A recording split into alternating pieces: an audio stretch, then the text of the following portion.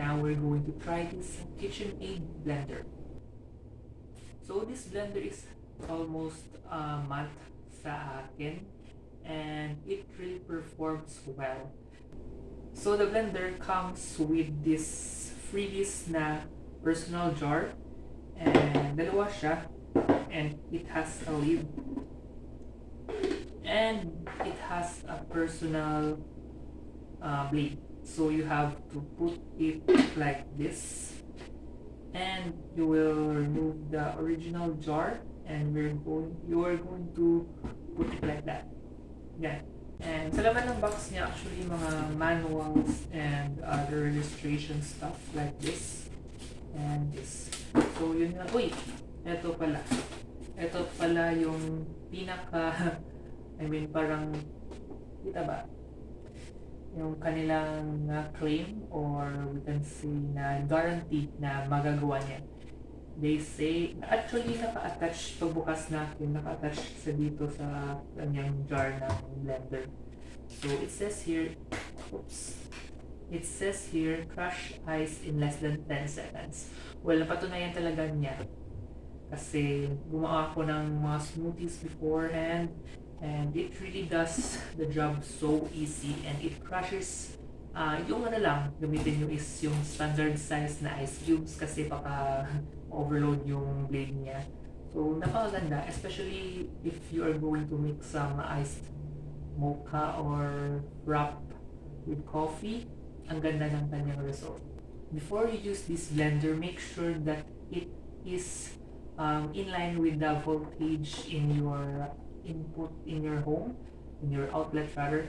So dapat ito nilagyan ko talaga siya ng 110 volts na notification or some early warning na these appliances requires 110 volts na input ng voltage. So, and kita ba yan? Nilagay ko siya talaga intentionally at meron din sa likod. That's for safety reasons kasi hindi all the time na ako yung gumagamit nito. So, baka may gumamit sa future. Aware sila na 110 volts lang ito. So, you need one of these guys in order to have this powered up. Ito is 650 watts and ito is 1,500 watts na capacity. So, this should higher wattage than this para hindi siya masira. And ipapower nyo lang like that. Lagay nyo sa 110 na output. Yan. Number 1.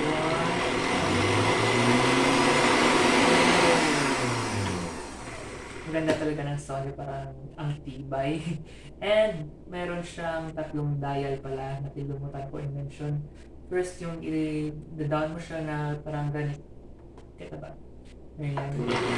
Yun yung ice crusher mode niya. So, yun yung ginagamit pag magka-crush ka ng ice. So, sa aking na kita dito, napakaganda lang talaga ng design kasi ribbed siya. Meron siyang mga area na parang kung mag-blend siya, parang sumasakop sa loob ng jar. And yung blade niya is hindi siya pantay. Kita ba? Hindi siya pantay katulad ng conventional na mga blender. Yung blade nila is pantay. Ito, hindi. Asymmetric siya. Kasi yung purpose na mag-blend siya talaga thoroughly na wala siyang gap na ma-occupy pag nag-blend siya, especially sa mga ice. 48 ounce capacity.